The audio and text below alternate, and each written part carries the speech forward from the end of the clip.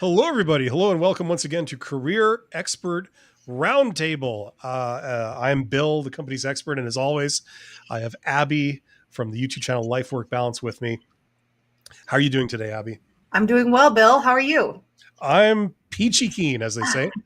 I got my new Wonderful. microphones. Hopefully, it sounds fine. I didn't actually test how this thing sounded. Sounds good to me. Sounds good on Good. my end. Yes. Good. That's a good start.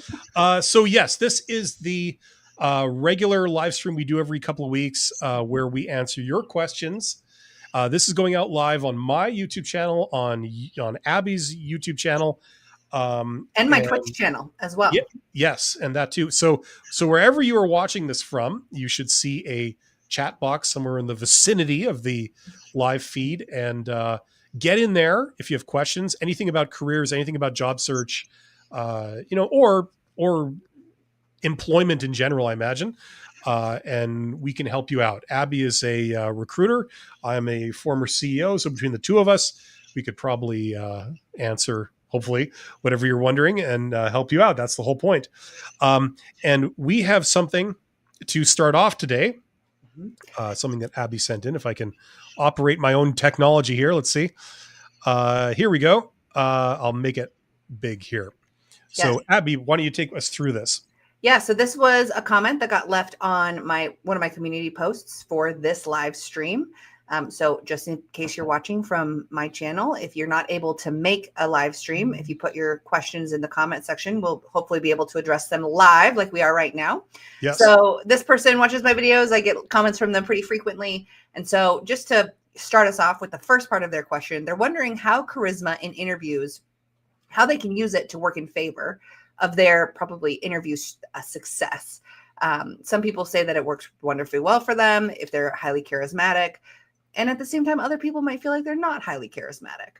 So when it comes to charisma in an interview, it isn't necessarily about schmoozing the interviewer, but it is more about connecting with them as another human being and showing them that, I am well-rounded, I'm friendly, I'm approachable, I seek and take feedback well. So all of those aspects are something that could be considered more charismatic.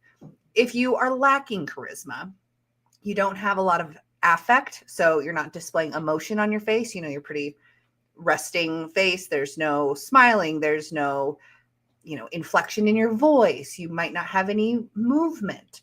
Those sorts of things can signal to people that you're not interested.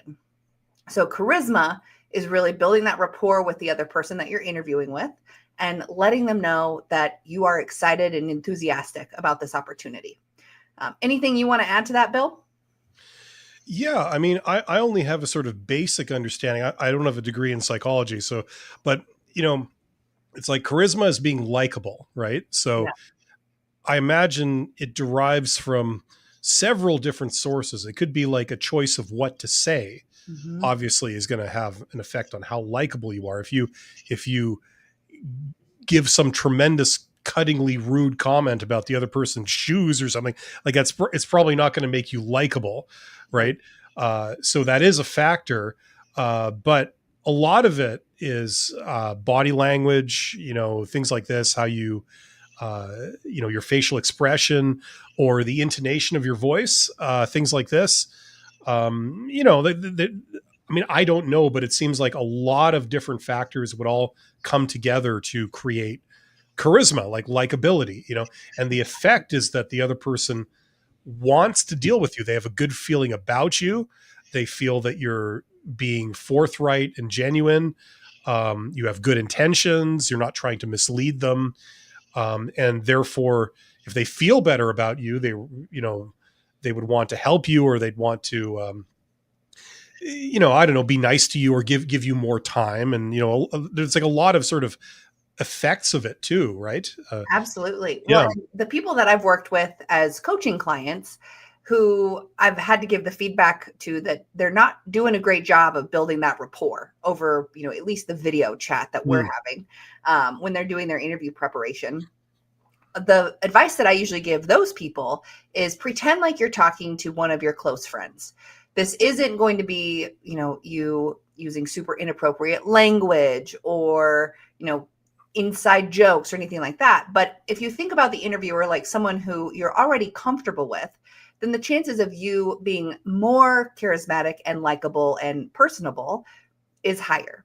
So if you're really struggling with, breaking over that barrier and feeling like you're not being that charismatic, pretend like the person on the other side of the table is someone that you're friendly with, that you're close with, that you have a relatively good, positive relationship with. That can be tough because we don't know this person. It might be the first time we've ever talked to them. It might be the only time we ever talk to them. But if I act like a robot with no emotion, no smiling, no eye contact, things like that, they'll feel it. And that will have negative impact on your success during the interview process. Yeah, it's like I imagine people that study like diplomacy, like diplomats, ambassadors. Mhm. I imagine they would be the heavyweight championship champs of like doing this kind of thing, Yeah. where another aspect of it is like etiquette and protocol, like what's expected of me, and then what's the correct or polite way of doing something. So, for example, when Abby, you mentioned like having a video job interview with someone. Like, what do you do when the feed first starts and you can see the other person for the first time? You would presumably have a greeting. You would say like, "Oh, thank you very much for having me. I'm very excited about this, and if you guys have any questions, don't hesitate to ask, and I'll try and be as helpful and forthcoming as I possibly can." So something like that's expected of you to say that makes the other person feel good about how they anticipate the encounter is going to go. So like, manners and etiquette, saying, please and thank you, saying thank you at the end. Like these are all factors that all sort of contribute to charisma as a concept, right? Yep. And when it comes to like just what you mentioned, initiating the conversation, if it's virtual, then, small talk is one of the basic building blocks to building positive relationships. And at the same time, there are some small phrases that you can say that derail the conversation. So if you were to immediately just say, "How are you?" That's such a common question that we get that our brains kind of shut down and go into autopilot response mode. So instead, asking something that's a little bit more positive and personal, or saying something that's a little bit more positive and personal, can really change how the whole conversation starts off. So saying something like, "Thanks so much for having me. I'm really excited about this opportunity." That's a much better starting place than "How are you?" Yeah. Because it's a different programming for our brain to respond to "How are you?" which we're asked all the time, to then coming up with a response of like, "Oh, we're really glad that you're here too." It makes it more of a positive feeling, just that very first starting phrase. If you're in person, then starting off strong with a smile and a handshake to the people that are in the room with you. If you bring your business cards, or you ask them for business cards, or your resume, like starting off there, showing that you're prepared, you're confident, that is all much better than the like auto response that we're kind of taught from a communication perspective of "How are you?" Yeah, definitely. I mean, there's a lot of things that go into this. Like, it's the more I think about it, the more I realize like there's a lot of elements involved.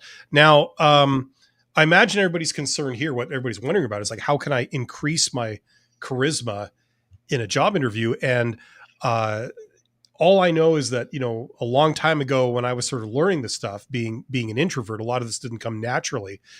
Something I learned was, first of all, like smile. I know it sounds idiotically simple, but you'd be amazed. Like when that feed turns on, with between you and a recruiter, or whatever, and you're kind of like looking like this. Yeah, you look like you're really not happy to be there. You're not expecting great things to come out of this encounter. Like things like that. Your facial expression can give a lot of that away, Yeah. right? Yes. Much more than we would think, Yes. and And you might not even, realize like how upset the other person, or how not interested they might be in speaking to you when you look like that. yes. Well, and the same thing goes even for phone interviews or phone screens.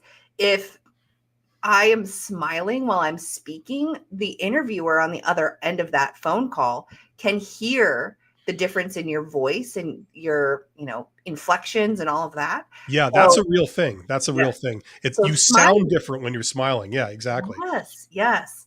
Yeah. So this is a whole topic that we could just really dive into. I put a link in the chat for a book recommendation that I've got, which is for Super Communicators by Charles Duhigg.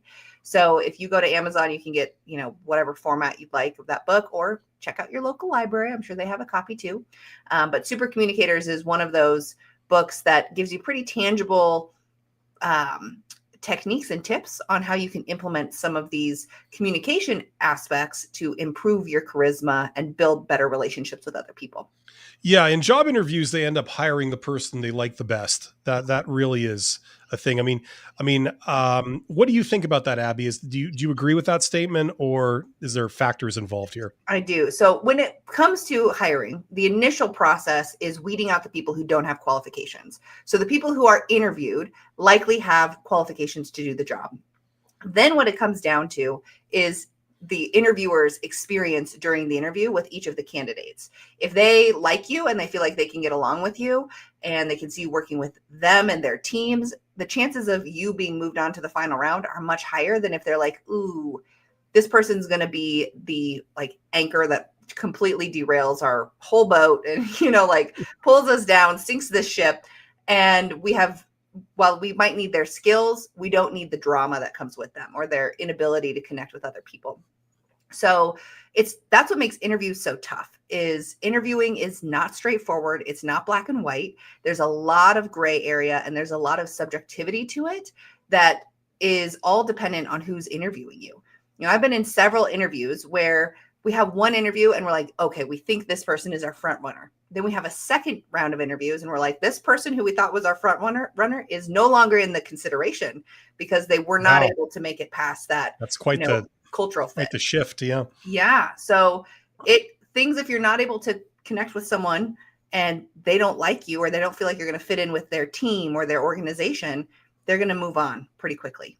Yeah, not to talk about charisma forever or anything, but it's like I was thinking of the definition, and I don't know what the official definition is. Maybe you do, but a practical definition for me would be if after the exchange, after you've had an exchange with somebody, if they feel disappointed, it's over. That means you had charisma. If they're happy that it's over, then you didn't have charisma. Yeah. If they want to have another exchange with you again, that means you had effective charisma. Yeah. It's like that's the result that it leads to. Absolutely. Well, and one of my most popular videos on my channel is about questions to ask at the end of the interview. And one of those question types that I recommend asking is hard or hesitation questions. These are questions like, based off of what you know about me from our conversation today, do you see that any challenges that I might face in, the position if I were to move into it? And so that's pretty direct. It's asking for some direct feedback. And many times people will comment on my videos saying don't ask that question. It's the worst question ever. It was I shouldn't have asked it in the interview. But if you have the charisma, you're able to connect with the interviewer, you're able to build rapport and relationship with them, even in that short conversation, the chances of them answering that question honestly with a good piece of feedback or letting you know that they think you're a great fit is much higher than if we're stumbling through the interview and I finally get to that question and I choose to throw it out. The results are going to be different for sure. Yeah. They want to talk to you. They let their guard down. They're open to, if you make a joke or something, if you're very charismatic, then usually you can pull it off. If you're not very charismatic, you try and make a joke and it doesn't go so well. Yeah. Definitely. These are all the effects of it. Okay, so we had a couple of. Did you have anything else you wanted to talk about for charisma, or that question that we had? There's more to it there. Yeah, the second part was, what do you do if you have, a less qualified, they say, diploma, or in this case, probably a degree or formal background, and a career gap. Those are all things that I have videos on, and what to do if you don't have the actual education they're looking for. Many times organizations will have equivalencies where if you have work experience, then they'll swap that out for a bachelor's degree or something like that. And then when it comes to career gaps, that's also something that definitely can impact your ability to be hired quickly if you don't strategically handle it. So when it comes to kind of changing the momentum, it's all about deciding how you're going to present the value that you provide to this organization if you don't have recent experience or a degree in the field that they're requiring. So you've got to do some really deep digging of what value do you provide that is unique to you that other people won't be able to do, even though you're lacking this specific degree or recent experience due to a career gap. So that's the short of it. There's way more information that we could go into when it comes to, presenting yourself that way. But the quickest piece of advice, find out what value you provide that other people don't.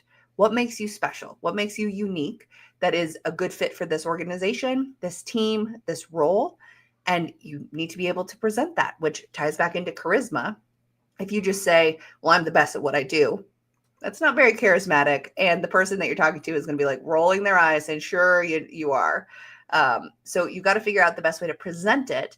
And it's just like sales. You got to pitch it to this other person. You got to figure out what they're looking for, what they want. So there's a lot of things to it, but the short of it, figure out your value. Yeah, it seems to me like the idiot's guide to doing that, like the absolute basic thing would be your combination of things. Like everybody's had different jobs, maybe more than one kind of educational thing, right? So you've got several permutations to work with. You could say, well, I have a degree in this, or I've got this certificate or whatever, but I also have experience in this.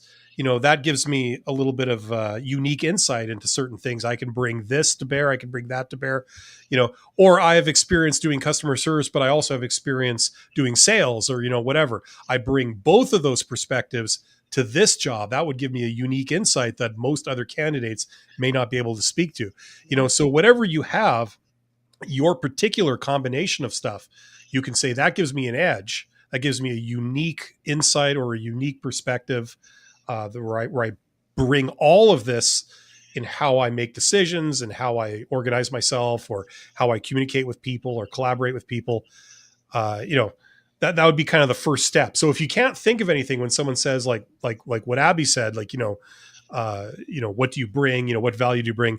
And you honestly don't know what to say. Start thinking maybe about that. I don't know if you have any other tips, Abby, for if people are wondering okay, I know that's the idea, but what do I say? That kind of thing. Yeah. And really there's not even a template that you could provide because everyone's experience is so unique and different. What I would recommend doing is start by looking at your resume and maybe use ChatGPT or Grok to analyze your previous experience to the job posting and ask it to identify blind spots and then strengths where you have a lot of overlap. That's pretty smart. Yeah. Yeah. Helping you identify transferable skills just to get the juices flowing. The other thing to think about is if you held a job previously, what were some times where you got some really great positive feedback from clients, from customers, from coworkers, from your direct supervisor? And how does that really great feedback that's pretty tangible apply to this new job? There's a million ways to go about it. So just got to get those juices flowing. And then I bet you'd be surprised at how many things come up for you. Yeah. Good advice. Let's get into questions here. We got Daniel saying, great idea as always. Thank you, Daniel. We got Eagle. And can I change the screen? Yes, I can change it to this. Okay, so Eagle or Eagle J says, I'm returning to my home country after 10 years abroad and don't have local connections. Many jobs go through friends of friends networks. Any recommendation navigating without compromising my values? Just reaching out to people, like you can build your network. So, the idea is direct outreach is a very common way of getting a job where you reach out to employers around you. You can request informational interviews. You can, when you reach out to people, you can request several things. You can just say hey, I'm here, consider me. Or you could say, I'd very much like to speak with you and get your insight into this industry or something. And then you could start building that, right?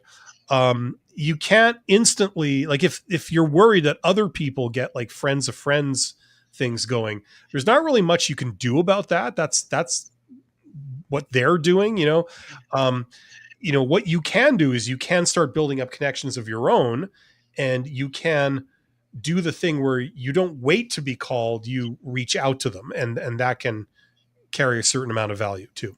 Absolutely. And I think that it's easy to make excuses as to why you shouldn't do things. Yeah. And one of those excuses is, well, I don't know anyone, so I'm not going to reach out to anyone. But it's going to be beneficial to you to still put in some effort to proactively reaching out to another human being, whether it's going in person to an organization and trying to talk to someone, whether it's doing a little bit of extra Google sleuthing and research to try to identify someone's direct email rather than sending like a general like info@thiscompany.com. Like doing a little bit of extra research to try to find a real human being will probably help you more than just anonymously applying to jobs and choosing not to engage in the networking because you don't know someone who knows someone. Yeah, and we were talking about charisma earlier, and this is like a real practical application of charisma. Mm-hmm. So let's say that you learn the basics of charisma, kind of what myself and Abby were talking about before. You're smiling, you're looking like you're happy to be there. You're saying the right things, you're making them feel good about you, right? So then you reach out to somebody, right? Either virtually or in person, whatever. You can have charisma over email. Mm-hmm. You know what I'm saying? Like even though they can't see your face, they can't hear your voice, if you say nice things, they might read your note and they might say, oh, well, that's nice. That's, if you're very blunt. One thing about that is like people try to make it as easy and as automated as possible, which I understand. And at the same time, when I get emails that are clearly templates that have no personal information, or it even has like the template stuff like still in it. How dare you insult me with this template email? If you didn't have time, if you didn't have time to write me a personalized email, then I don't have time to read it. So put a little bit of effort into it. No soup for you. Exactly. Put a little bit of effort into it. If you want to make this networking thing work, you got to be genuine about it. And just doing copy and paste templates, people are going to be able to read through that pretty quick. So take an extra 2 minutes and add in something that you identified off their website that you relate to or that you really appreciate. If you see a specific job posting, like thinking about how you can provide them value based off of that job posting. Like there's so many ways to go about it. Do not try to take the easy way out. I understand job seeking and searching is really difficult. It gets exhausting. And at the same time, part of the reason why it's exhausting is because you feel like you're doing all of these extra steps, but you're automating it and no one's responding because they can tell that it's automated. So put a little bit of extra individualized, personalized spin on it, and you'll probably get more results. Yeah, it's a quality and quantity kind of thing. And I would say the emphasis is on the quality. You do like what Abby was talking about with like sending out messages and stuff. It's like, what's the point of sending out poor quality messages that are an instant turnoff to anyone who reads them, like with an obvious template or something, dear occupant, like, you know what I mean? Like nobody likes that. So you should focus on quality, try and do every trick in the book that you know how to do that will contribute to getting a good response, and then that hopefully didn't take your entire day to send one message. You will probably have some time left over, one would hope. So if you have extra time, now do it again and again and again and do it until you run out of time.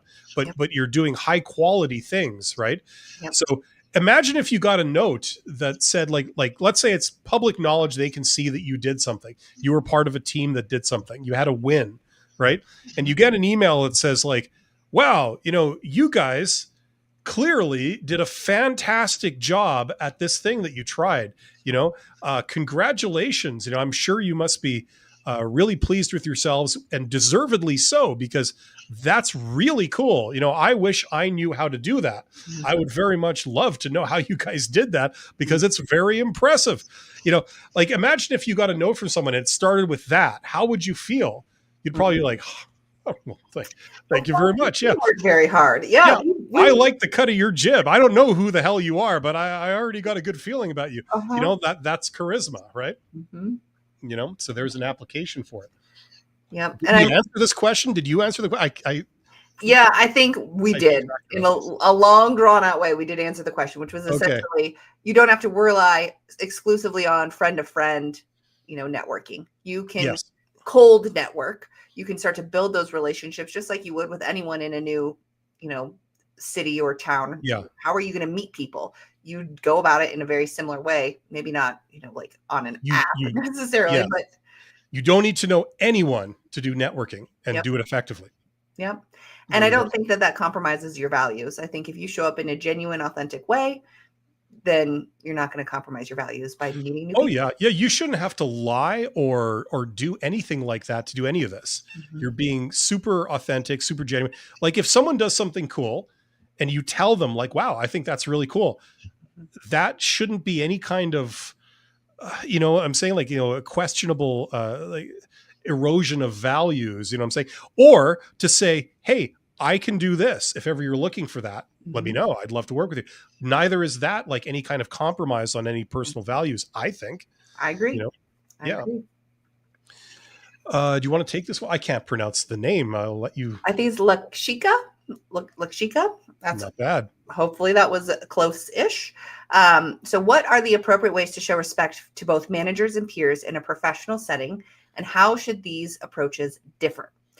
So respect is get down and bow to them, I suppose. Respect is a difficult topic because respect means something different to every single person. There are some basics that are probably very similar. Yeah, there are some basics that are similar to people, like, don't lie to me.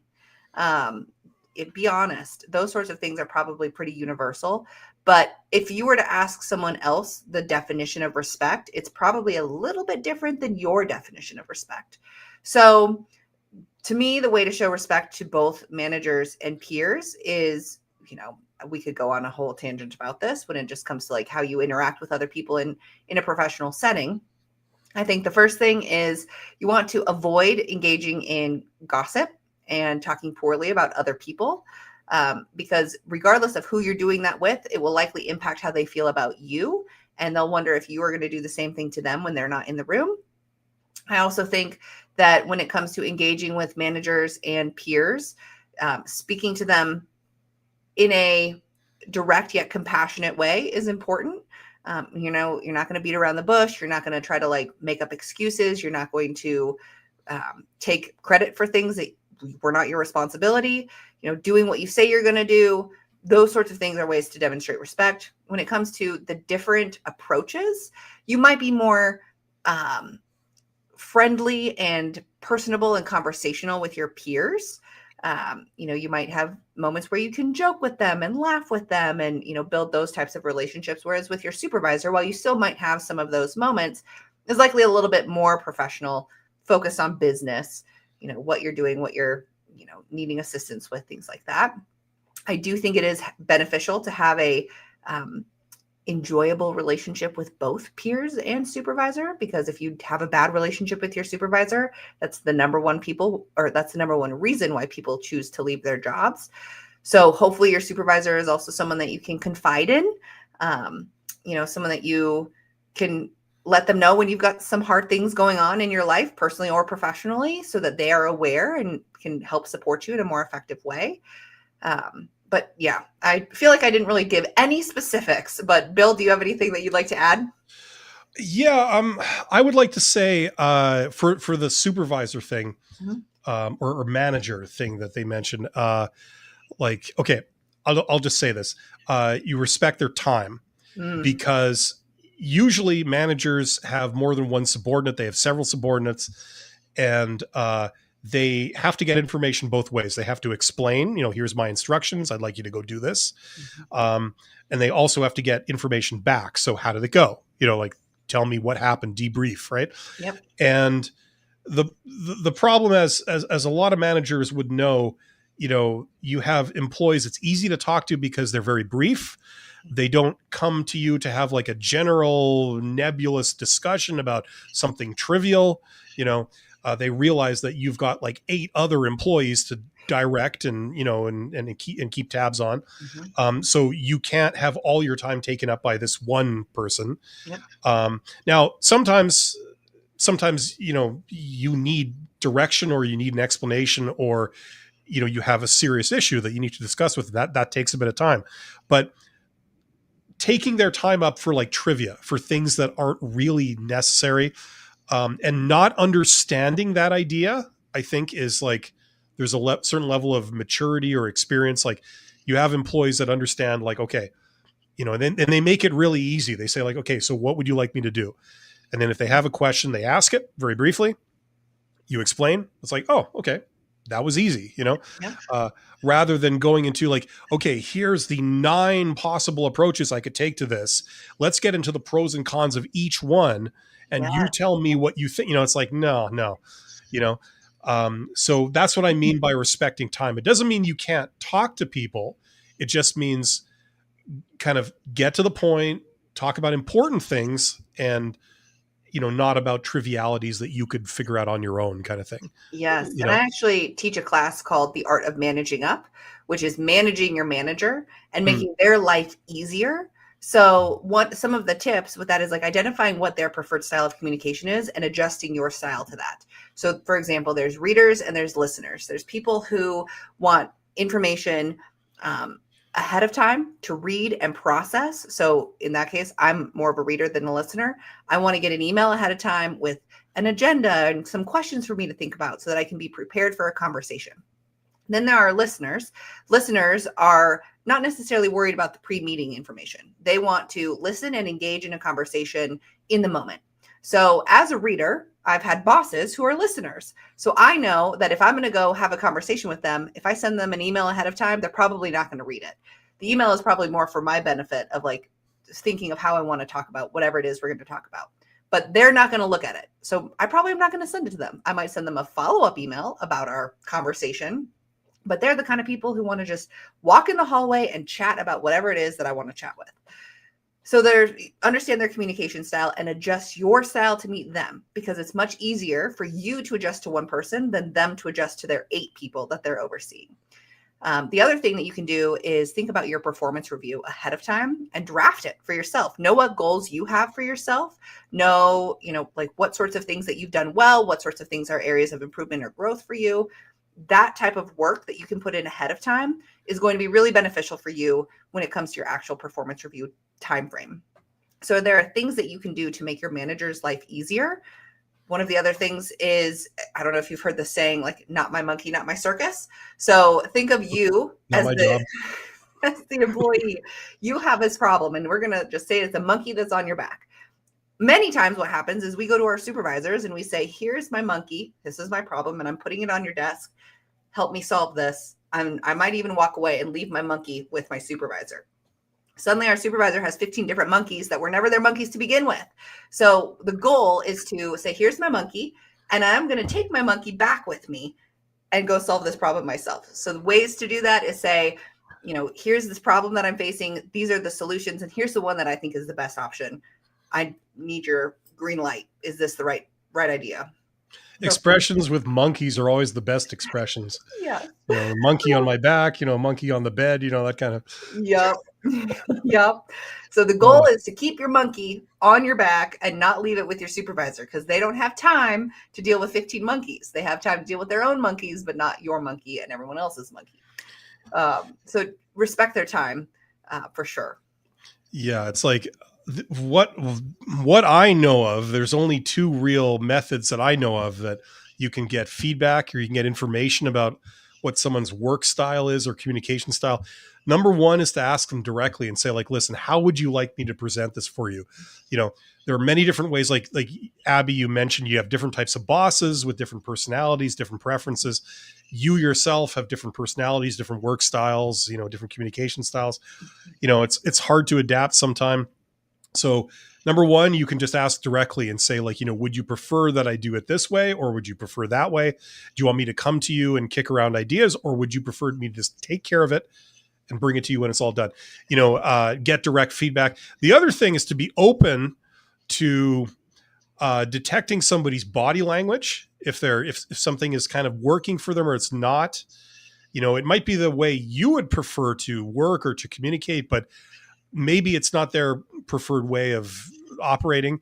So, just kind of be tuned into that and get a feel for, like, if they seem to be into this or not so much, and then incorporate that as you go, would be the only way I really know of doing that stuff. Yep. You can observe it, or you can directly ask them. Yeah. Okay. We've got Araba, is that how you say it? But some interviewers are super stuck up, and opening up backfires.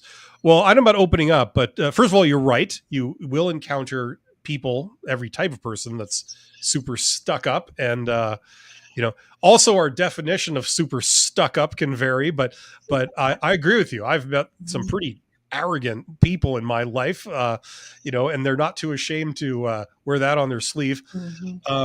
And opening up backfires. I don't know what you mean by opening up precisely, like giving them full and complete information. I think this comment came through when we were discussing charisma and being more personable, and maybe, having a joke or something like that. Yes.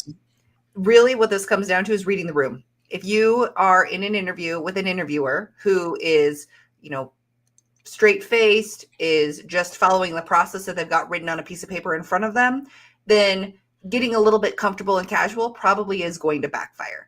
If you have a person who is way more conversational at the beginning, they're, not sticking to their script that they have to stick to, and they're more conversational, then it's okay to deviate from the, like, straight-laced, this is how our interview process must go. But read the room, because you'll be able to tell, is this person more flexible and open to those conversations, or are they stuck up and going to rate me lower because we try to have more conversation? Yeah, it almost seems like there's certain things that are, like you said, like you read the room. They might apply here, or they might not, depending on who you're dealing with or what the circumstances are. But I think that there's other things that are more universal, like that thing about smiling. Like if you look like you're engaged and you're excited about this, that I think universally that's a good thing. Right. I can't think of any situation where, like, it's actually an advantage to you if you look like upset, or you're hating the whole time you're there. You know what I mean? So there's certain things like that I think that you can do. And then beyond that, like Abby says, read the room, get a feel for, and listen, we're not going to get these things right all the time. And we learn by, in large part, kind of screwing up and, like, incorporating that lesson into what we do going forward. So it's okay. It's good to try things sometimes just to see, you might hit on something. And you might notice a pattern. And based on what that pattern is, you might choose to do things more similarly or very differently. So notice the patterns too. Absolutely. So Guy Incognito says, but after writing 200,000 cover letters, each taking hours and reading, unfortunately, I get tired of doing that and choose AI assistance. So you throw in the towel and offload it to the AI. Yes. I can understand that. Me too. And, it's really frustrating when it comes to the job search. I have just worked with a client who is now starting to get a lot more interest in their applications because they are spending more time putting effort into their resumes and their cover letters. This doesn't mean that they're doing a super individualized, tailored resume and cover letter for every single job they're applying to, but they are identifying the jobs that are probably a closer, better fit for them and putting more effort into those applications than just generic documents for everything. So this question, or this comment, came in while we were talking about spending time being a little bit more focused on the quality and the individuality of, like, a networking email or something like that, and not using just straight templates. And so when you're using AI, it can be pretty clear when you've used AI if you don't go back and tweak it to be a little bit more personal to you. So make sure you're using AI as just a rough draft, and that you're still going back, reading through it, making corrections or edits, because AI can also hallucinate and make things up. So you want to make sure that the information that you are obtaining from that AI platform is accurate for your situation and experiences. Yeah, Guy Incognito, you are a normal human being. Congratulations. Like that's normal behavior. You're not feeling anything unusual. You're not exceptionally jaded either. A normal person would feel the same when put under that same circumstance. That's just how it goes. Yeah. Hello, I'm late. Well, you're here now, and I prefer to think of that as you arrived just on time, right? It's everyone else that was early. Mm-hmm. There's a lot of vowels in that name. Guasia says, "Hello, I have my second interview in 2 hours, or an hour and a half. Sorry to keep you waiting. I've done a lot of research and practice for this interview, and I was wondering, is there any last minute tips you could give me for the interview?" Well, I'm sure there are. A lot of times over preparing and feeling overwhelmed and like you have all these things to do can actually backfire.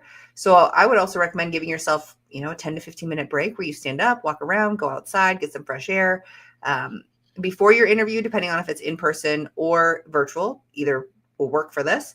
You can do that power pose where you stand up and stand like Superman or Superwoman, and Like a sumo wrestler. That's the power pose. yeah, to try to increase your confidence and how you're feeling about it, and remind yourself that your experience, your documents. This is the second round, so they liked you, and they're probably wanting to know more about you. So they're hopefully feeling enthusiastic about it as well. So all of those things are like more mental tricks that you can use to keep your confidence high without freaking yourself out and then blacking out during the interview and not recalling anything. If there's anything in particular that you want to make sure you bring up during the interview, feel free to write that on a notepad and bring that notepad with you and refer back to it just to make sure you don't forget it. Have some questions prepared for the end of your interview that are not the exact same ones you asked at the end of the first one, but are tailored to the people who are going to be in the room today. And yeah, any other thoughts, Bill, that you can think of? I mean, okay, last minute stuff. Remember to smile. Remember to look pleasant and excited to be there, even though you probably don't feel very happy or, at ease. It's you have to sort of put on a mask to a degree. There, as a second interview, they're probably going to want to go deeper. And like Abby was kind of speaking to that, like if you've said stuff in the first interview, keep in mind what you said, like don't contradict yourself if they ask you the same question. I don't know if that's possible to do. Think of like what you're there to do. You're there to talk about your strengths. So before you walk in there, think in your mind, okay, when I come out of this room or whatever, I want them to have understood this, this, and this. These three things about me. They should know that I've done this. They should know that I have this, and then they should know that I want this, or whatever it is.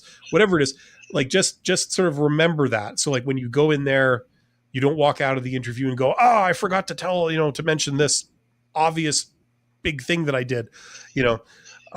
Just sort of focus on like the important stuff, the critical things you want them to know. Just run that over in your mind so it's fresh in here when you then go into the room. Yeah. I think the other thing that kind of came to mind as you were speaking was when you are sharing your stories, answering their questions, focus on the results that you achieved, not necessarily that your team or other people achieved in the past. So focus on I statements and taking some ownership of those positive outcomes. And, when you're remembering the formula to answer all of these questions, CAR or STAR, you're focusing on the results. Yes, all the other information is important too, because it gives context as to why you're sharing the story. You're talking about the actions that you took that helped you achieve these results, but the results are really what the interviewers are interested in knowing. If this is a second interview, it could have been an HR interview at the very beginning, which was probably a little bit more surface level, just confirming that you have some of the minimum and preferred qualifications. Second interview probably will be a little bit more technical to whatever role you're doing. you can likely expect all three different types of questions: behavior-based questions, which are like, tell me about a time when you engaged in this specific behavior. Situation-based questions, which are more hypothetical. So if you were in this situation, how would you respond? And then technical questions, which are very job or role specific. I want to take this opportunity to mention that if you are looking for someone to work with you, either on applications or interviews, Abby is a career coach, and Abby can help you with that. I am not, so I don't provide those services, but Abby does. So if you're looking for someone in your court, on your team, that's going to help you in these situations and be your coach and give you feedback, which is a very popular thing that job seekers want. And people complain on my channel a lot about the fact that they do interviews with recruiters, but the recruiter may send you a rejection email or something and say, unfortunately, you didn't get it, but they won't say why. And that's a source of frustration for people. Mm-hmm. If you want feedback, the way you do it is you get someone on your court, on your side, that's on your team, that's helping you get hired. They will give you feedback. They can do mock interviews with you, okay, pretend interviews, which is good practice, but they can also give you feedback on how you did and some recommendations. Abby does that. She can maybe explain more of what she does, but I just want to say, she'll work with you. Career coaches can work with you on your applications so that your applications get interviews, and they can work with you on your interview technique so you get offers. That's the idea. So if you're looking for that, check out Abby's channel. She provides that stuff, and you have many services for that. I'll let you speak for yourself. Yeah, thanks for the plug, Bill. So when it comes to me working with individual people, I have my most common and most popular session type is an interview strategy session where we discuss an upcoming interview, what to expect, who is in the room, based off of who is in the room, what types of questions could come up. I go over people's answers to questions and how they might be able to streamline them, make them more smooth or clear, things like that. We discuss questions they can ask at the end of the interview, notes to bring, all of the things to prepare for their interview. Then I also do, like what you were talking about, mock interviews, where I record a Zoom session with someone. I act as the interviewer and I create questions based off of the job posting that they're going to be interviewing for. And I ask them 8 to 10 questions, always starting off with, tell me about yourself, and always ending with, do you have any questions for me? And then I give them real-time feedback on what their responses were like. Were they too vague? Were they too long? Did they make sense? Things like that. And then I can also give them feedback on their video settings. So if they're going to be having a video interview, like the height of their camera, their lighting, their clothing style, things like that, as well as their nonverbal body language. You had a really flat affect. You had no smiling. You didn't make eye contact. You were looking in a completely different direction. So it seemed like you were reading something rather than having a conversation with me. So there are lots of ways that I can give feedback to people during the mock interviews that can be very helpful. Yeah. People looking bored, like, kind of like this, or people looking like they're in pain, during the interview. Yeah. It's like, just kind of unpleasant experience, right? Both of those are bad, unfortunately. Yeah. You don't want to come off that way. So it always tied back to our charisma question. And I record that session, and then I give you a copy of the recording so that you can watch it and hopefully get some data points for yourself, and then take that feedback seriously that I was able to give you to improve your interviewing style and technique moving forward. And then, like you mentioned, I have some other general career coaching that I do with people if they're looking to switch industries or get out of a job, but they're not quite sure what to do. And then as well as like application material review sessions where I help people with their resumes, their cover letters, answering supplemental questions for applications, things like that. Yeah, exactly. So check out Abby's channel for that stuff. And we have Lakshika again. You see, I'm saying it now. Now she says, thank you, Bill and Abby. You pronounced my name correctly. Well, credit where credit is due. Abby was the one that took your question and she pronounced it correctly. Thank you for your precise tips. You both nailed it. Well, thank you, because now I'm going to pronounce your last name. Lakshika Galatije, right? If it's Galatije, except in Europe where you keep your pinky up and you say Galatije, right? That's how these things work. See, if you're continental, you are willing to go Western, but that's fine. So thank you, Lakshika. That's very kind of you to say so. Mm-hmm. Zeros is here, says, I'm actually interested in knowing what are some subtle things that might indicate an interview went well. That's a great question. That is a great Um, question. I imagine there's some immediate things, like their immediate reaction is usually going to be one of them. If you ask questions at the end of the interview, the fact that they're willing to entertain them at length, they don't just kind of like give you a curt answer and then so it's over quickly. They're willing to sit with you and engage a lot more with you. I think that's a really great sign. Yeah, and kind of along that same line with like if they're willing to engage with you, one of the questions I always recommend asking at the end of an interview is about next steps. So, what are the next steps in this interview process? When can I expect to hear from you? Those types of questions. And the more vague they are, the more of a red flag I think that is.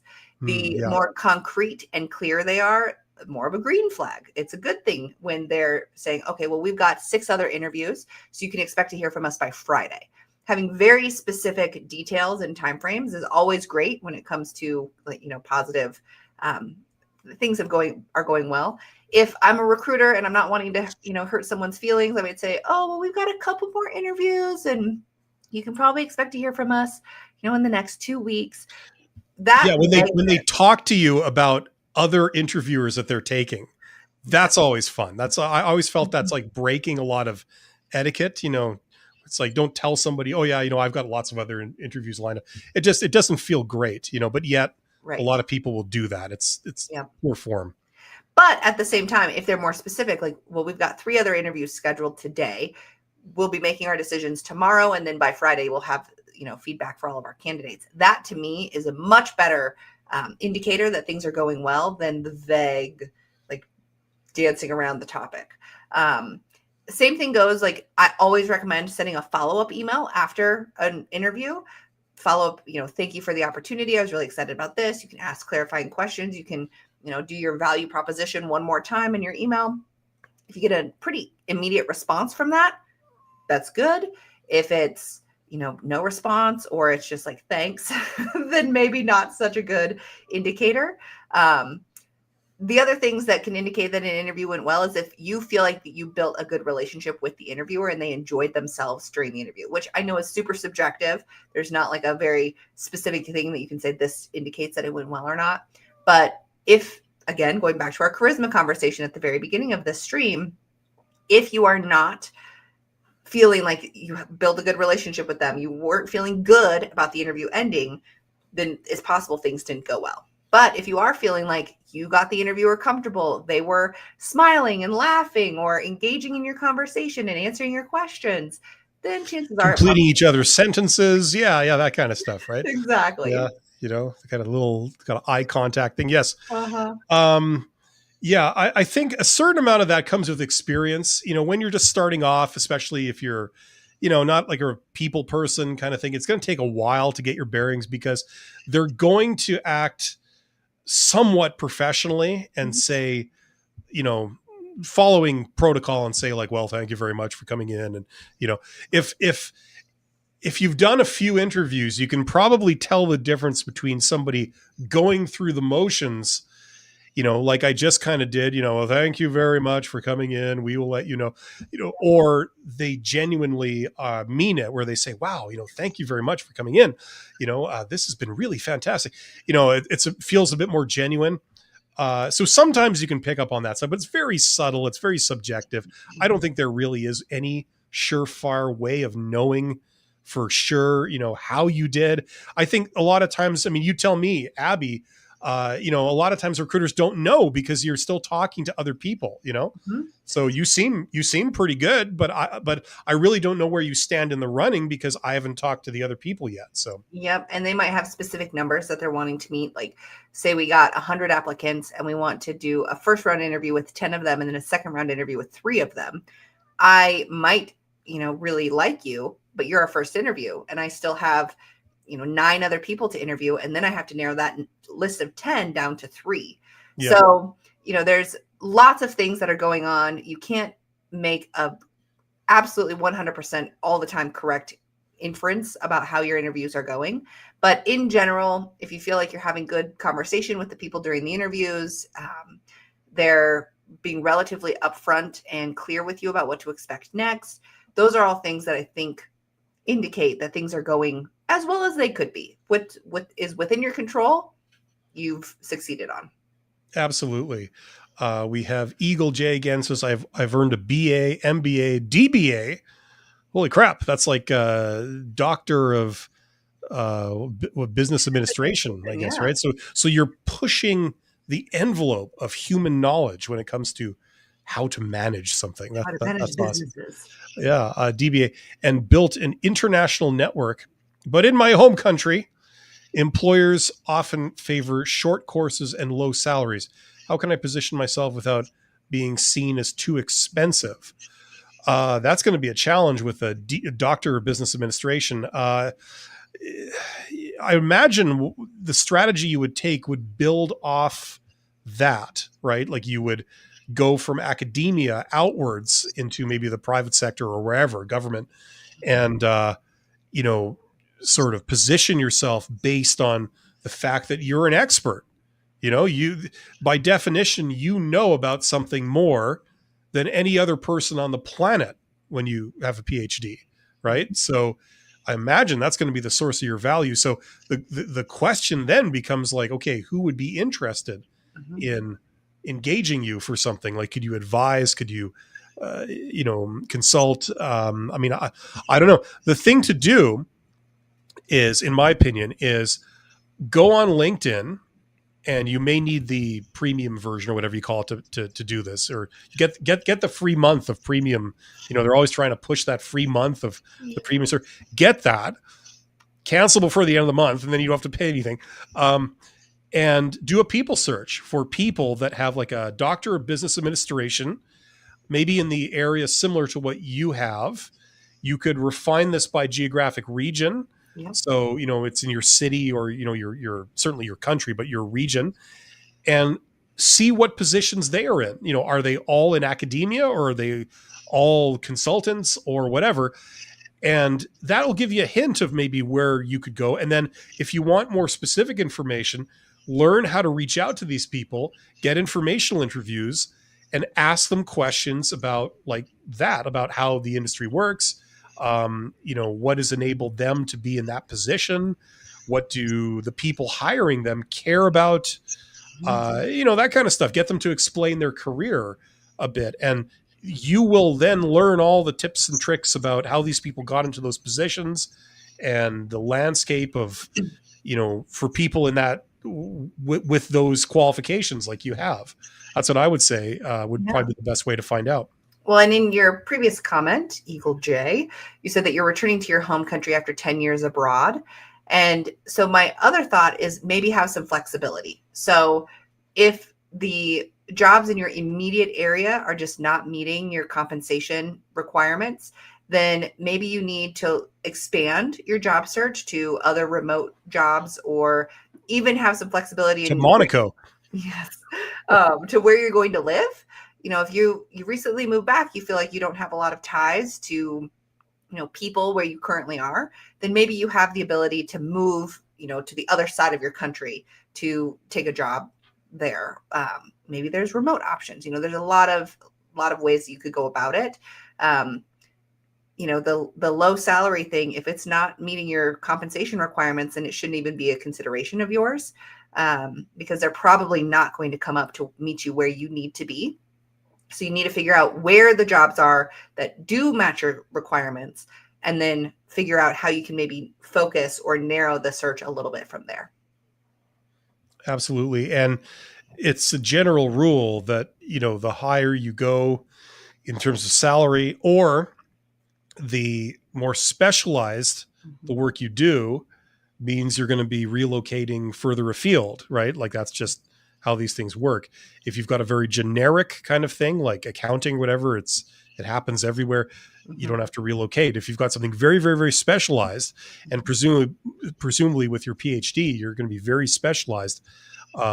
If you're going to be doing work at that level, which presumably is the goal here, that's what you're shooting for. It's also the assumption I think everybody's going to be making about you, whether that's true or not, that you're only looking to work at that high level.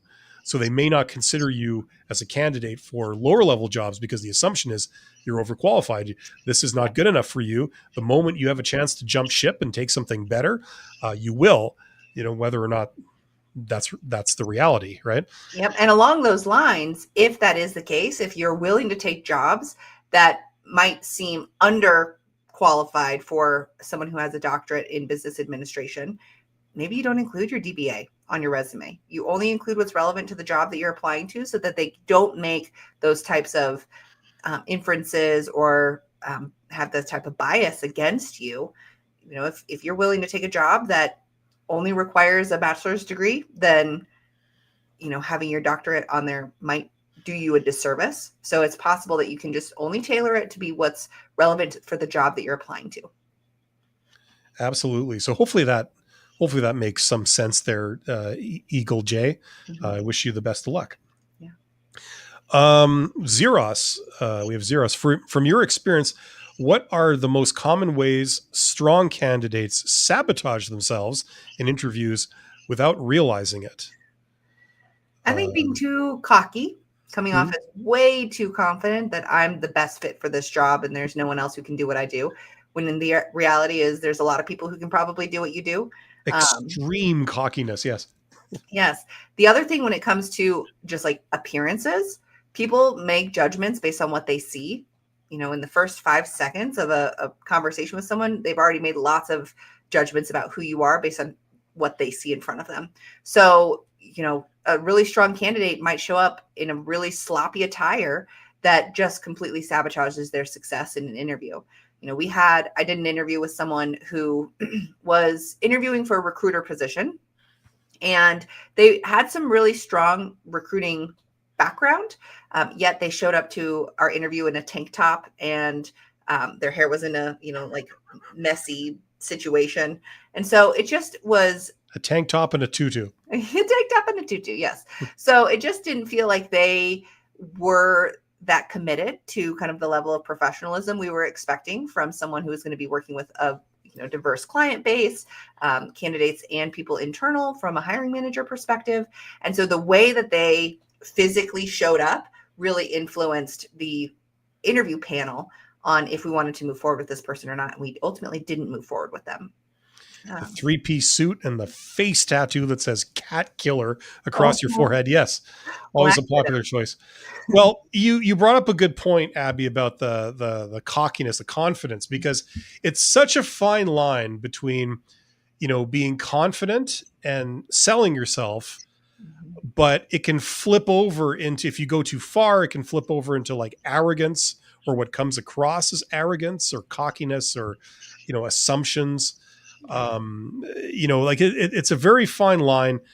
You're there to, I hate this term, but you're there to brag, to a degree. At least that's how a lot of people see it. But at what point, does it flip over? I can say, I can do this, I can do that. I'm so great. I've got this, that. I'll be able to handle all your problems. I don't see any issues. I can resolve everything. Like, at what point does that turn into, I'm being an arrogant prick and people don't want to hire me because of my attitude? That's what sabotaged me, Well, and the other thing is the flip side of that is being too humble and maybe too honest about what's going on. So for example, I work with someone who has many years working as an accountant, and they're transitioning from like private sector to public sector. So it's government specific accounting. There's in the government world of accounting, if you don't have government specific experience, that tends to be a negative thing that prevents you from getting hired. So this person has really been struggling with that. And I did a mock interview with them, and I noticed with every question that I asked when it was government specific, the person started off with, well, I don't have any government experience, but, and then went into that. And so when you are putting doubt into the interviewer's minds with your every answer saying, well, I don't have that, that you don't have to start with that. You can just skip to the part where you leave out the but and then say the rest of it. You don't have to clarify that you don't have that specific experience. Focus on the things that you do have. Talk about yourself in a positive way without overdoing it, both negatively and overconfidently. I don't have government accounting experience. I'm such a loser. And then you break down and cry right there in the interview. Yeah, no. I mean, you're absolutely right. Have a lot of people on my channel that they have the opposite problem. They're too honest in the sense that they're going to front load all of their weaknesses, and like from their perspective, they're saying like, look, in the interest of full disclosure, Mm-hmm. I want you to know that, I have this, I have that, or I don't have this, or I don't have that, in the interest of being honest. But the problem is that what that comes down is, you may not realize this, but you're making a first impression. And if you just meet someone, like you have no idea who this person is, they are dressed appropriately, they look appropriately, they sit down in the chair, and there's no red flags. And then the first thing out of their mouth is, oh, I don't have this, I don't have that, I refuse to do this, I refuse to do that, I have a real problem with this. Like, okay, you're being honest, but you're making a very negative first impression. People will not want to look any deeper. They will just say, okay, I think we've seen all we need to see. Thanks for coming in. A Goodbye. lot of seeds And of that's doubt. it. Yep. You're You planting know, a lot of seeds of doubt, and we don't want to do that, because there are many people who are really strong candidates, and they then sabotage themselves by talking poorly about their experience or emphasizing what they don't have rather than focusing on what they do have. yes, exactly. Like it's a really interesting thing. And once again, it's sort of a fine line. I know there's a lot of people that are kind of really struggling because they don't have a lot of experience base with this stuff. So, how much do you say about yourself, touting your strengths versus, maybe sort of being a bit more professional and a bit more humble about it, Yep. Yep. Where were we here? We got a few here. So Eagle says, thank you. Thank you, Eagle. Thank you. Quinn Long says, what would your advice be to me as a person that has been job searching for 2 years?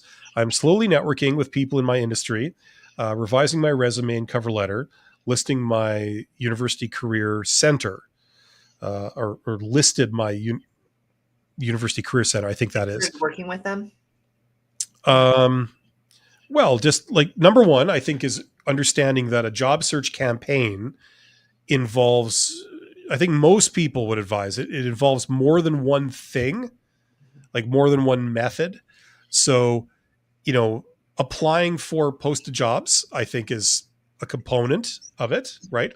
But networking and several different things that were within networking are definitely some things you would also want to do, right? Like, I did a video about 6 weeks ago called How I'd Get a Job. It's 45 minutes long. I talk about 11 different ways of getting a job. So the idea is you're not going to do all 11, or you're not going to do that much, but you do more than one. You do maybe 2 or 3 things, So hopefully you're doing that. Now, just to cover sort of obvious things, if you've been applying to thousands upon thousands of jobs, but not getting a single interview, then one might conclude that perhaps there's something wrong with your application process. Yep. And I think Abby can help you with that. And the only other thing I'm going to say is the other part of that was, if you've been getting tons and tons and tons of interviews, but never getting an offer, then one could conclude that it's likely there's something wrong with your interviewing technique, right? So that might be where you would identify the problem and work on that. And Abby, once again, can help you with that if you're looking for a coach. But I mean, that's kind of the basic stuff, you got to diagnose where things are going wrong. If you are submitting lots of applications and getting no responses, just like Bill said, then it's got to be something with your application style, your resume, your cover letter, something's going on. If you are getting responses and interest from your applications, but you're just not moving through the process, then there's a disconnect between how you're interviewing and showing up and showing how you're going to provide value to the organization in this role, and what they're actually looking for. So that's the first way to start this diagnosis process. My other thought is maybe your expectations are too high. This is something that I find a lot of people who have been job searching for a long time saying, well, I must get a job that has this type of language in the job description, or has a director in the title, or is this specific salary. And there might just be a disconnect between the skills that you have and the roles that you're searching for, that's not allowing you to move forward in the hiring process. The other kind of actionable thing that you might choose to do would be working with maybe a temp agency who can kind of go out and recruit jobs for you, essentially. Granted, they're more part-time, they're more contract-based. They might be just short-term. Many times, though, temp agencies and temporary jobs can lead to more full-time roles. So it's a way for organizations to try out or test out potential candidates without committing to them and hiring them on their own. So there are a couple of things that you could do about that. But if you've been job searching for 2 years and you're not getting any bites from it, you first have to diagnose where things might be going wrong. Is it the application process? Is it the interview process? And then what within those two could be causing you problems? Okay, so when it comes to the whole high expectations thing, first of all, I agree with that. There's maybe two things that you could do that might help with that, if that is the problem. One is to tell yourself, like, okay, the reality is that some jobs, or maybe even a lot of jobs, they are like, it's like a gateway. You get hired for something initially, but if you show a lot of ability or enthusiasm or whatever, you can then move up relatively quickly or move sideways to maybe something that's maybe more your cup of tea. You know what I mean? So like, it's a gateway to other jobs that you would get once you're on the inside. Okay. Yep. So if you start with a big company and you get your foot in the door by getting employed in a job, and you might feel it's a little beneath you, it's a little basic, but you got your foot in the door. Now you're on the inside. Maybe if you had to stay in that job for 6 months before you move up into something that you really feel is where you should be, is that so bad? Could you tolerate that 6 months? Another element is that the idea is that you can continue your job search essentially while you're working. So if you take a job that you feel is like, this is kind of beneath me, it's not really what I want to do, but hey, I'll take it for now. You can continue the job search you'd be doing anyway. It's just that now you're bringing money in and you're employed while you're doing it. Exactly. So that's another element. Maybe these might help if that's the problem. Yeah. It could also be a problem with the discovery of jobs. You're not discovering where the good jobs are that would be appropriate for you to put yourself forward for. So like before the application phase, there's like the discovery phase, and a lot of jobs are on the hidden job market and stuff. So learning about that and all this kind of thing. Yeah. So if you know kind of where it's breaking down for you, that, and if you want to share that with us, that will help. Yeah. Well, and the other kind of piece from this comment specifically is that they're slowly networking with people in their industry. It doesn't have to be a slow process. You can be very proactive with identifying organizations that have a need that you're able to fill and going to them proactively, identifying potential hiring managers, decision makers, people who can get you, connected to a position that's a good fit for you within their organization. So consider that as well, because I think there's a stigma when it comes to networking that it's just with certain people that who you meet at like a conference or that you used to work together. But you can network with other people who you've never met before just by showing up at their office or sending them a random email or giving Absolutely. them a phone call. Yep. Yeah, there's a lot out there to learn about that stuff. If you are interested, I have a course called Get Hired. It's my Get Hired course.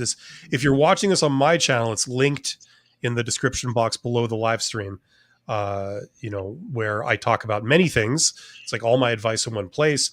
And a big chunk of that is the world of networking and how introverts can do it and some of the options that you have there. Yeah. So if that's of use to you, there's always that.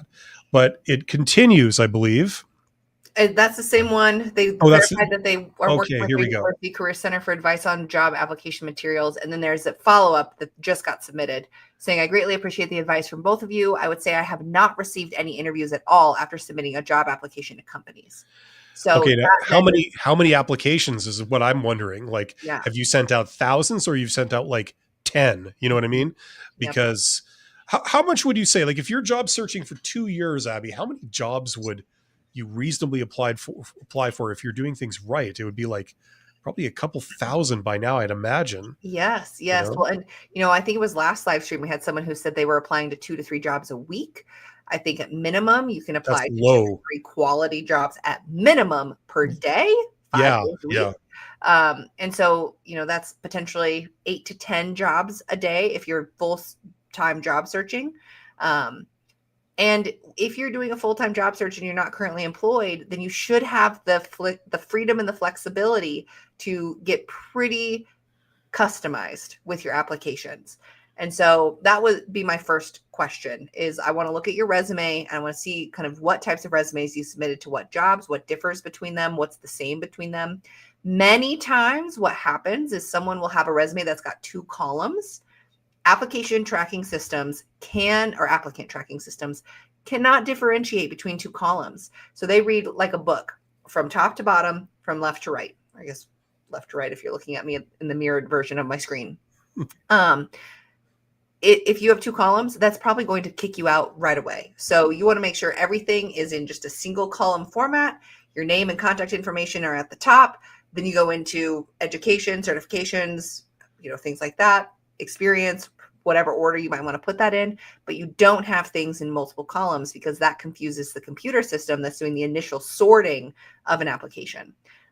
So that would be my first thought is we'd look at your resume, we'd see if you have multiple columns, and then we would see what the difference is between your different resumes that you've been submitting to these different jobs. Yeah, and make sure that you're customizing your resume for each of these applications. Don't do the thing where like you have a resume and it's like, your perfect resume, and then you use that for every job.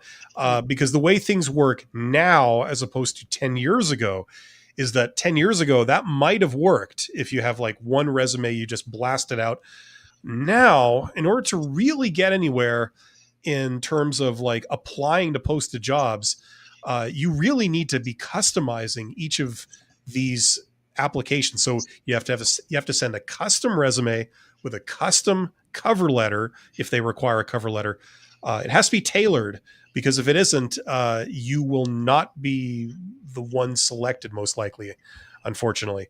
So hopefully that's not kind of part of. If that is where this is breaking down, then that might be a obvious thing to improve.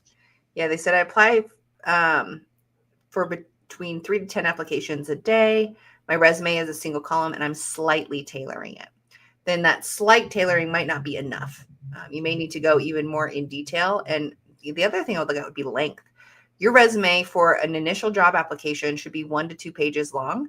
Many people will have it be more than that. And if a recruiter or hiring manager is looking at it for the first time, they spend about 6 seconds looking at the document. So if it's more than 2 pages, that 6 seconds gets stretched between all the pages and they don't get to really get a good feel of who you are and how you might fit in for the role. I like your tip of putting like the key points right up front.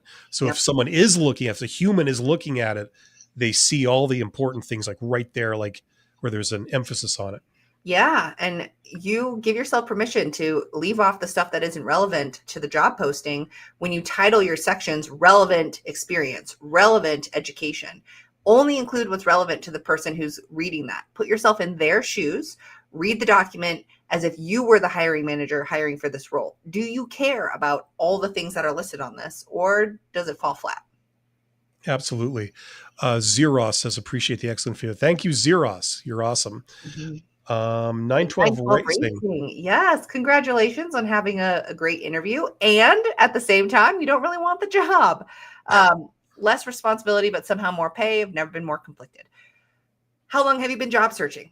If they offer you the job, it's not going to hurt you to take it. If you've been job searching for a long time and you're feeling like, pretty tight on money or, having other stressors in your life, I would say that just because you take this new job doesn't mean you don't have to stop your job search. You can continue that job search, which is one of the things Bill had mentioned earlier. So Absolutely. It really depends on the situation that you're currently in. If you are needing to get employment, this might be a great opportunity to bridge the gap. And who knows, maybe you actually really like the organization and they see that you're ready to take on more responsibility, which comes with even more pay. That could be, an insider's quick step to to increasing the. Yeah, there's no real conflict there, 912 Racing. There's no real conflict. They offer you a job and you're not working. Just take the damn thing. You know, you have the freedom of not giving a crap about it, really. If that's the way you want to go, take the money, take the learning opportunity, see where it goes. And you never know, you might grow to like it. You know what I mean? If they're paying you a lot of money, it's worth taking a look, right? Like, I don't think there's anything to be gained from like throwing it back in their face, like, and saying, no, I refuse. I would take it. And then, like Abby says, you can still do job search and look for something else if that's really what you want to do. It just, you have more options this way, Yep. So, Yep. And give yourself the ability to be most successful. So if you turn down a potential job offer and then you're unemployed for 6 more months, is that setting yourself up to be most successful? Probably not. So if you take a job that you don't necessarily love and feel super passionate about, but it's meeting your needs, it's paying the bills, you're getting, additional compensation, maybe you have more flexibility, less responsibility, like all of those things are ways that you can then fill with like value providers. So I think there's this kind of stigma that we must have a job that we absolutely love. yeah. Sometimes we just need a job that meets our needs, and then we get the other passion items from other places in our life. Yeah, that. And remember, I mean, for a lot of people, the make or break for a lot of jobs is not the work you do or the environment you're in, it's the people you're with. So you can take your dream job in terms of the work you do, but you could be surrounded by the most insufferable people. Or conversely, you could take a job that you really have no interest in doing, but like you're surrounded by the most awesome people you've ever met in your life, and you're very glad that you took that job and you could stay there a long time because you're getting a lot out of it. So, you never know. You never know till you investigate it. So I would say take it. Yeah. So you got to do the is it Ebert and Roper, Siskel and Ebert, the thumbs up. There's 2 of us, right? So, I do the thumbs up, you do the thumbs up or the thumbs down, that kind of stuff. I say take it. Yes. Now we were sort of talking about this before. Yep. So the next one is Christian's comment right below that. Oh, we've done this. Okay. Which is, should you I would write like a to go in letter? order of these, like first come, first serve, rather than jumping around. I think that works better for me. I've tried to keep my mind on all these different threads and not sophisticated enough to be able to do it properly. Right. So Christian says, should you write a cover letter even though it's optional? I've done that before, but to be honest, sometimes I feel they don't even read the cover letter, but at least it shows that we're genuine. You write a cover letter they can't ignore. That's my advice to you. Yes. Well, and I have some good friends who are hiring managers who say if there's a cover letter submitted, they will never read it. And then I am on the opposite end of that spectrum where I'm like, if someone takes the time to write a cover letter, I'm opening it and seeing what it looks like. I think that there's always a benefit to writing a cover letter, even if it's optional, because who knows, maybe the person reads your resume and are like, hey, I want to know more about this person. I'm not convinced we should interview them yet, but let's look at what other application materials they submitted. Cover letter should be one of those. You get to tell more of your story with a cover letter than you do with your resume. So I see your resume as something that like kind of opens the door to who you are. The cover letter tells them a deeper story and convinces them that they should interview you. Cover letters, though, are time consuming. You feel like you spend a lot of time developing a cover letter, tailoring it to the job that you're applying to. Really what it comes down to is you'll probably have a general framework for industry specific cover letters that you just tweak slightly to match the job that you're applying to. That still tells your story in a really effective way, but doesn't, require 6 hours of work for an individual letter. I think for this, my kind of take on it is that you don't really know. You don't really know what's going on the other end. Like should I do this? Should I not? Will they read it if they're not asking for it? Will they not? Obviously, it's hit and miss. Some people will read it, and maybe they bring you in. Like Abby says, they bring you in for an interview. Other people, doesn't matter if you write it, they didn't ask for it, and they have a policy of just not reading a cover letter. Yep. You really don't know. So you take your chances. I think it comes down to how much you want the job. Like if this is like your dream job that they're advertising, then I would do everything you possibly can do to make a compelling case for yourself, including writing them a cover letter when they might not have explicitly asked for it. But to do this on every job, I don't know if I would say yes to that. I would say play it by ear. It depends on what other things you could be spending your time on. Yeah. You know what I mean? And how excited you are about these different other jobs. So Yep. I think there's more nuance than that. Agreed. Quinn Long, I heard from people that a one-page resume is preferable, especially if you recently graduated from a university. For some people it will be, but not for everybody. Yeah, and if you don't have that much work experience, let's say you just went to university without getting, formal employment, then your resume will just generally be shorter than other people's. So it depends on how much experience and education you do have. I find that people, if you can keep it to one page, that's pretty easy for someone to make sure that you meet the minimum and preferred qualifications. And at the same time, you may need some additional information to share. So going to that second page is good. Don't go beyond 2 pages because people probably won't read it. The only kind of exclusions to that would be federal jobs in the United States. They want everything that you've ever done. They want 18 pages. You really do. And then the other option is like academia. When you have a formal curriculum vitae, that is something that's usually going to be more than 1 or 2 pages because you're probably including research articles and focuses and more details about your education and things like that. Don't forget the awards you've won, all listed one by one. Right. Several pages, right?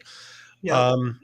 We have Darth Gutierrez, right? Darth Vader Gutierrez says, this time last year, 2024, I was struggling to find work. Now I have 2 jobs, so I am blessed. Congratulations, my friend. That's great to hear. And I'm sure you deserve it. That's the thing. When we are between jobs, it feels like it's a permanent condition. It feels like we're no good. We have no value. We're unemployable. But that's the furthest thing from the truth. It's temporary, even though it doesn't feel temporary. And everyone has a lot of value. So it's great hearing people come back and say like, I was searching for a while, but I found something and I'm doing great. It gives us all hope. It reminds us of that. Thank you for the streams, Abby and Bill. Appreciate the helpful information. You're absolutely welcome. Yes, you are welcome. And thanks for joining in. Thanks for following along and congratulations on your 2 jobs that you're holding right now, because that's a big deal. Yes, exactly. And this is probably where we're going to be wrapping things up for today.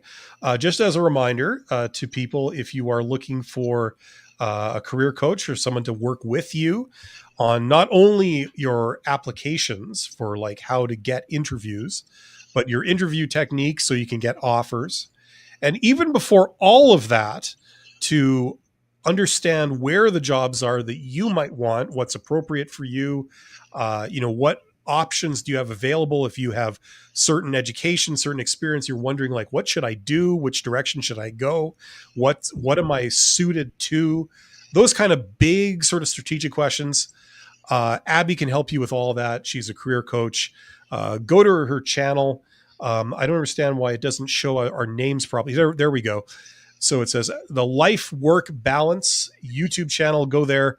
Abby's got links to all her services and how you can make it so that she works with you and helps you solve a lot of problems in your career and job search campaign. Yes. And if you're watching from my channel, I've linked to Bill's channel in the description box as well. He's got a lot of good courses and content. What's nice is we provide similar content that's not always in complete alignment. So you get multiple opinions on things. But if you're looking for some courses that are more self-paced that you can do right now or on your own time rather than working with me directly, Bill has some good options. He's got his Get Hired Now course. He just released that 45-minute video on what he would do if he was trying to get hired in this day and age. So there's a lot of great resources on Bill's page if you're not already following him too. I would end up starving in a box out on the street in the wonderful Winnipeg climate. That's my destiny. Yeah, thanks everybody. You guys are awesome. We are going to be doing this again in 2 weeks from today. We do these joint live streams every 2 weeks. So tune in 2 weeks from now, whatever date that is, no one knows. And we'll be back. And if you do have questions, I'm actually taking a week off live streaming after today. After like in 2 minutes, I'm taking a week off live streaming, but I'm usually going live Monday, Wednesday, Friday. So I'm around.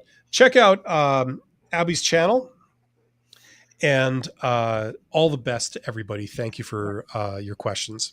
Thanks for joining in, everyone. We'll see you next time. Take care.